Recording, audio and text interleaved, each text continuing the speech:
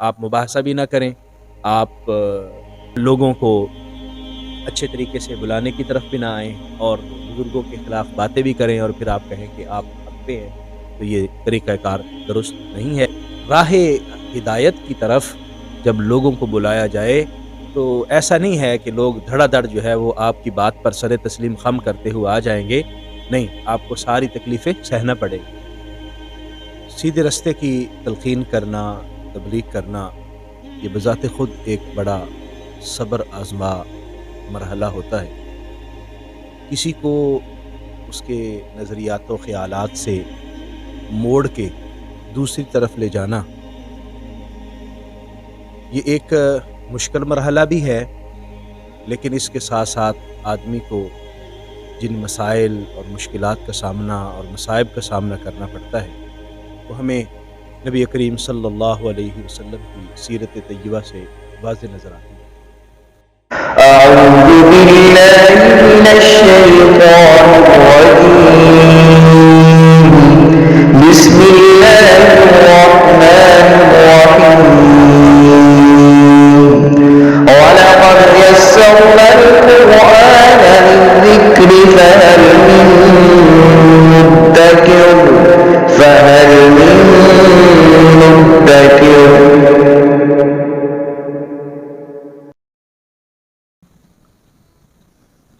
بسم اللہ الرحمن الرحیم۔ سورہ انعام کی 80 نمبر آیہ مبارکہ ہے، 9واں رکوع ہے سورہ انعام کا 7واں پارہ۔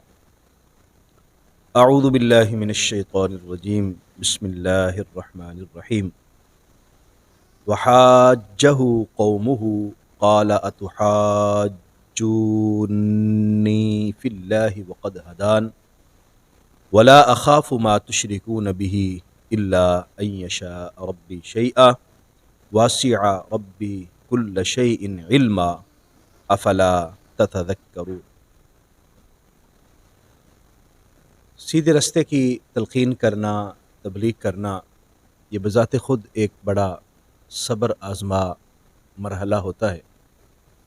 کسی کو اس کے نظریات و خیالات سے موڑ کے دوسری طرف لے جانا،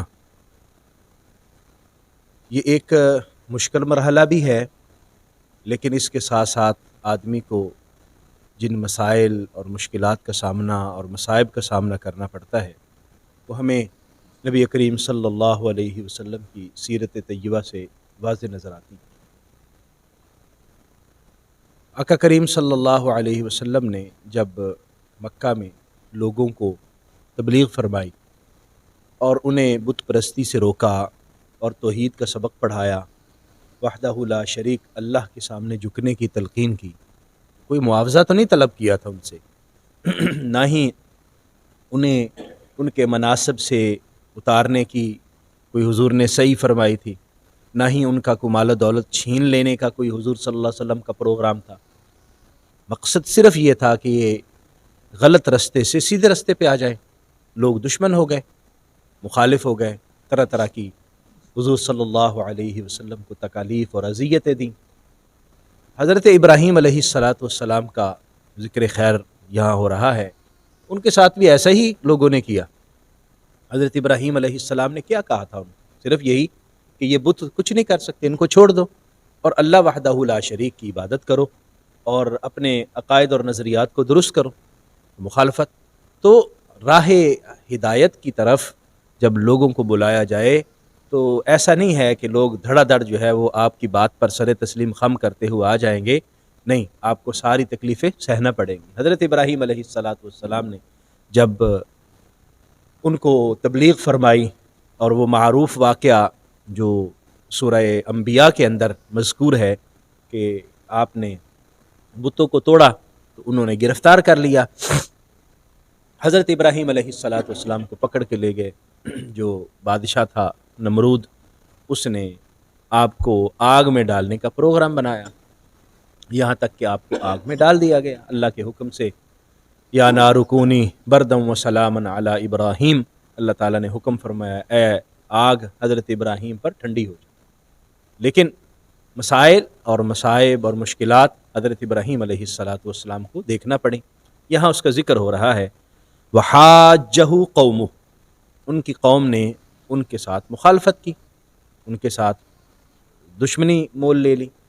قال، حضرت ابراہیم نے فرمایا اتحاجونی فی اللہ، کیا تم اللہ کے معاملے میں مجھ سے جھگڑا کرتے ہو؟ میں نے تمہیں اللہ تبارک و تعالیٰ کے صحیح رستے کی تمہیں تلقین کی ہے اور اللہ تک جانے کا رستہ بتایا ہے، تمہاری کامیابی دنیاوی اور اخروی دونوں کامیابیوں کا جو رستہ ہے وہ تمہیں بتایا، اور تم میری مخالفت کر رہے ہو، تم میرے ساتھ جھگڑا کر رہے ہو۔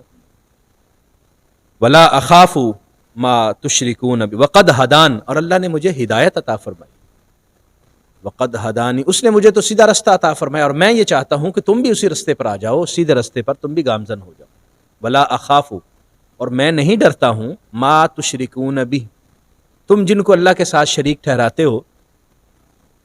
حضرت ابراہیم علیہ السلام نے جب بات کی نا، ان کو سمجھایا، تو انہوں نے بتوں کی دھمکیاں دی کہ ابراہیم یہ بت تمہارا کچھ نہیں چھوڑیں گے، تم برباد ہو جاؤ گے، تمہارا گھر تباہ ہو جائے گا، اس لیے بتوں کو کچھ نہ کہو، وغیرہ وغیرہ۔ حضرت ابراہیم علیہ السلام نے انہیں فرمایا بھی مجھے ان کا کوئی ڈر نہیں ہے، جن کو تم اللہ کے ساتھ شریک ٹھہراتے ہو یہ میرا کچھ بھی نہیں بگاڑ سکتے، یہ تو اپنی حفاظت بھی نہیں کر سکتے، جب تم چاہتے ہو ان کو بنا لیتے ہو، جب چاہتے ہو توڑ ڈالتے ہو۔ نبی کریم صلی اللہ تعالی علیہ وآلہ وسلم نے جب اعلان نبوت فرمایا نا، تو ایک شخص حضور صلی اللہ علیہ وسلم کی خدمت میں حاضر ہوا، تو ایمان قبول کر لیا۔ کسی نے ان سے پوچھا کہ تم حالت کفر میں تھے، بت پرستی کرتے تھے، تو تمہیں خیال نہیں آتا تھا؟ اس سے کہا خیال آتا تھا، لیکن صرف اس لیے کہ یہ قوم جو ہے کہیں میری مخالفت نہ کرے، اور ہم سارے لوگ جو ادھر جا رہے ہیں تو ہم ایک علیحدہ سے رستہ جو ہے وہ اپنائیں گے تو پریشانی تو ہوگی۔ تو فرمانے لگے کہ ایک مرتبہ ایسا ہوا کہ ہم جب عام طور پر سفر پہ جاتے تھے تو بڑے بڑے بت تو ساتھ نہیں لے کے جاتے تھے، تو ان کے مشابہ چھوٹے بت ساتھ بنا کے لے جاتے تھے جو ہمارے بیگ میں، ہمارے سامان میں آ جائیں، تاکہ رستے میں ہم ان کی عبادت کر سکیں۔ تو عمومی اس طرح ہوتا تھا کہ ہم آٹے کے بت بنا لیتے اور آٹے کے بت بنا کے ان کو ساتھ لے کے چل پڑتے تھے۔ تو رستے میں ایک مرتبہ ایسا ہوا کہ ہمارا کھانا ختم ہو گیا اور رستہ بھی پڑا ہوا تھا، اور ہم کہیں رستہ بھی بھول گئے، تو اب کچھ اور چیز نہیں تھی، تو وہی آٹے کا جو بت بنایا تھا اسی کو پانی میں ڈالا اور اسی کو نرم کر کے اس کو پکایا اور ہم کھا گئے۔ تو میں نے خیال کیا کہ یہ کیسا ہمارا خدا ہے، یہ کیسا ہے کہ جس کو ہم نے خود بنایا اور خود کھا گئے ہیں، اور نہ وہ ٹس سے مس ہوا، نہ اس نے کوئی احتجاج کیا، اور نہ ہی اس نے آگے سے کوئی مزاحمت کی کہ تم مجھے بنا کر میری عبادت کرتے ہو اور اب مجھے خود ہی کھا رہے ہو۔ تو حضرت ابراہیم علیہ السلام نے فرمایا مجھے ان کا کوئی خوف اور ڈر نہیں ہے، یہ تم نے خود ہی تو بنائے ہوئے۔ الا ان یشاء ربی شیئا، ہاں میرا رب اگر کچھ چاہے تو وہ کر سکتا ہے، وہ خالق حقیقی، وہ مالک کل کائنات، وہ جو چاہتا ہے وہ ہوتا ہے، ان کے چاہنے سے کچھ نہیں ہوتا۔ وسع ربی کل شیء علما، اور میرا رب ہر چیز کو وسیع ہے اپنے علم کے اعتبار سے، یعنی میرے رب کا علم ہر چیز پر وسیع ہے اور ہر چیز پر حاوی ہے، اور اس نے ہر چیز کو اپنے علم کے احاطہ میں لیا ہوا ہے، کوئی بھی چیز اس کے علم سے باہر نہیں ہے۔ افلا تتذکرون، کیا تم نصیحت حاصل نہیں کرو گے؟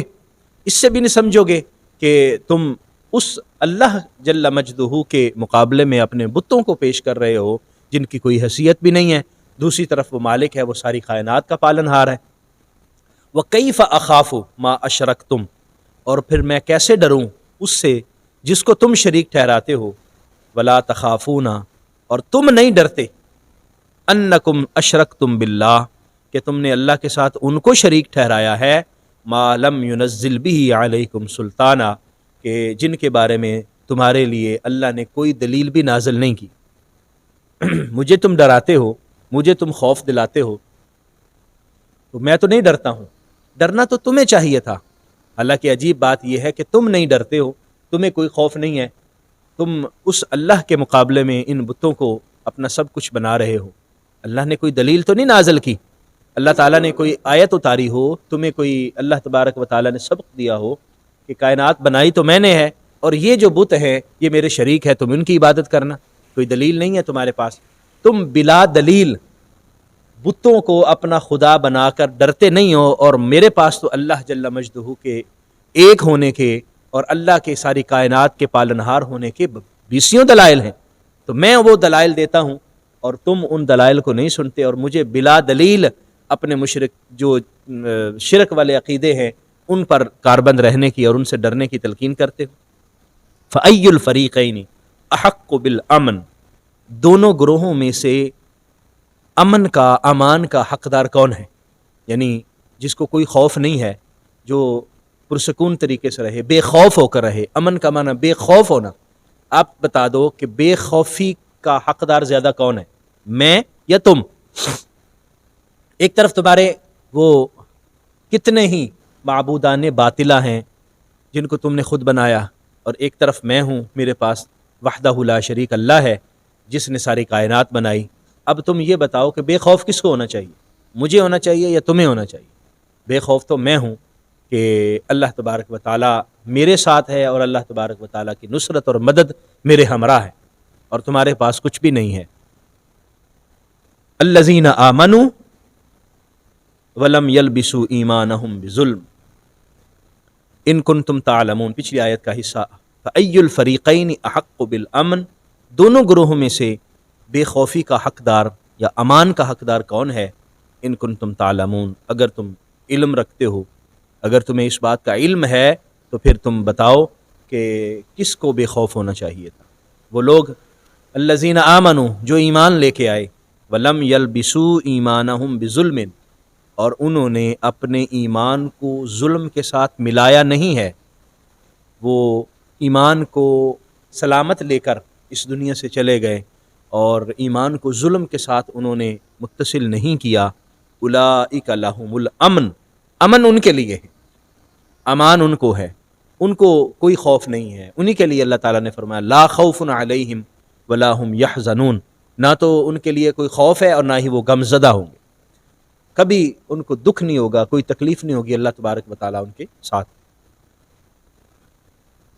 وہم مہتدون، اور وہی ہدایت یافتہ ہیں جنہوں نے ایمان کو اللہ تبارک و تعالیٰ کی بارگاہ میں سلامتی کے ساتھ اللہ کی بارگاہ تک لے کے چلے گئے۔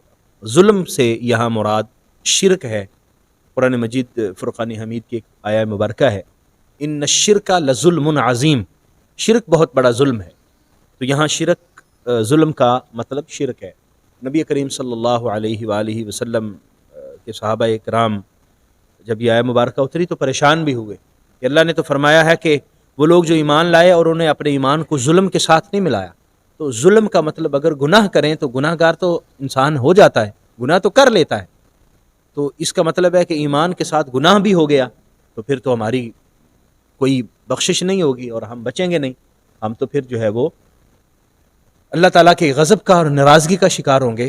تو نبی رحمت صلی اللہ علیہ وسلم نے وضاحت بھی فرمائی کہ یہاں ظلم سے مراد شرک ہے، کہ ایمان کو شرک کے ساتھ انہوں نے ملوث کر دیا اور آلودہ کر دیا، اور ان کا ایمان شرک کے ساتھ آلودہ ہو گیا، تو وہ لوگ اللہ تبارک و تعالیٰ کے غضب کا شکار ہوں گے اور ان کو امن نہیں ہوگا۔ قیامت کے دن وہ خوف میں مبتلا ہوں گے اور اللہ تبارک و تعالیٰ کے غضب میں مبتلا ہوں گے، اور انہی کو جو ہے وہ اللہ تعالیٰ جہنم میں بھیجے گا۔ وَتِلْكَ حُجَّتُنَا آتَيْنَاهَا إِبْرَاهِيمَ عَلَىٰ قَوْمِ، یہ دلائل تھے جو ہم نے ابراہیم کو اپنی قوم کے مقابلے میں دیے تھے۔ قوم کے ساتھ جب ان کا مقابلہ ہوا تو قوم کے خلاف یہ دلائل ہم نے حضرت ابراہیم علیہ السلام کو عطا کیے۔ نرفع درجات من نشاء، ہم جس کے چاہتے ہیں درجات بلند کرتے ہیں۔ ان ربک علیم حکیم علیم، بے شک آپ کا رب ہی تمام حکمتوں والا ہے اور تمام علم اسی کے پاس ہے، حکیم اور دانا ہے اور علیم ہے، ہر چیز جاننے والا ہے۔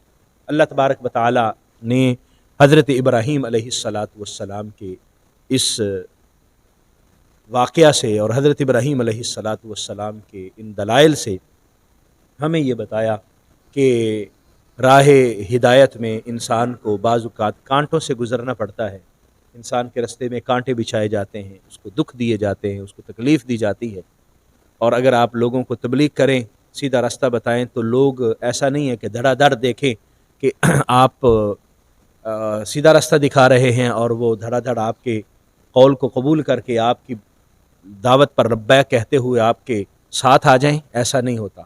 مشکلات آتی ہیں، پریشانی آتی ہیں، لیکن نتیجہ راہ ہدایت والے کے پاس ہوتا ہے، رزلٹ اسی کا ہوتا ہے اور کامیاب وہی ہوتا ہے۔ اس لیے فرمایا گیا کہ تم نے اللہ کے راستے کی طرف ہدایت بھی دینی ہے اور ان مشکلات اور ان پریشانیوں کو بھی سامنے رکھنا ہے جن کا سامنا انبیاء کرام کو کرنا پڑتا ہے اور ان مشکلات سے گزرنا پڑتا ہے۔ اور پھر حضرت ابراہیم علیہ السلام نے ان کے ساتھ کوئی جھگڑے نہیں کیے، ان کے ساتھ کوئی جنگ نہیں کی، بڑے خوبصورت طریقے سے حکمت کے ساتھ اور خوش اسلوبی کے ساتھ ان کو یہ دلائل دیتے رہے۔ انہوں نے بدتمیزی کی اور حضرت ابراہیم کو مشکلات کی طرف لے آئے اور حضرت ابراہیم علیہ السلام کو آگ میں ڈالنے کی کوشش کی وغیرہ وغیرہ۔ حضرت ابراہیم علیہ السلام خوش اسلوبی کے ساتھ اور حکمت کے ساتھ اور واعظ حسنہ کے ساتھ ان کو اللہ کا راستہ دکھاتے رہے، اور اہل اللہ ایسا ہی کرتے ہیں کہ تمیز کے دائرے میں رہتے ہوئے ہمیشہ مخالفین کے ساتھ بھی بات کرتے ہیں تو خوش اسلوبی اور خوش اخلاقی کے ساتھ، اور اپنے اعلیٰ اخلاق کی بدولت لوگوں کو ایمان کی دعوت دیتے ہیں اور ایمان کی طرف لے کے آتے ہیں۔ جہاد کا راستہ بھی اللہ تبارک و تعالیٰ نے بتایا ہے، اور وہ پھر آخری جو مرحلہ ہوتا ہے جب ظلم انتہا تک پہنچ جائے اور لوگوں کے سامنے جو ہے وہ لوگوں کو تنگ کیا جائے اور ان کو تلوار کے رستے کی طرف لایا جائے، تو پھر اللہ تعالیٰ نے جہاد بھی رکھا ہے۔ لیکن اس سے پہلے جو مبلغ ہوتا ہے اس کو کیا ہے حکم ہے، ادعو الی سبیل ربک بالحکمۃ والموعظۃ الحسنۃ وجادلہم باللتی ہی احسن۔ اللہ کے راستے کی طرف بلاؤ حکمت کے ساتھ، اچھی بات کر کے، اور اگر مباحثہ ہو تو اچھے طریقے سے مباحثہ کر کے۔ آپ مباحثہ بھی نہ کریں، آپ لوگوں کو اچھے طریقے سے بلانے کی طرف بھی نہ آئیں، اور بزرگوں کے خلاف باتیں بھی کریں اور پھر آپ کہیں کہ آپ حق پہ ہیں، تو یہ طریقہ کار درست نہیں ہے۔ اللہ کریم ہمیں سمجھنے کی، عمل کی توفیق عطا فرمائے۔ آمین۔ وآخر دعوایا ان الحمد للہ رب العالمین۔ بسم اللہ۔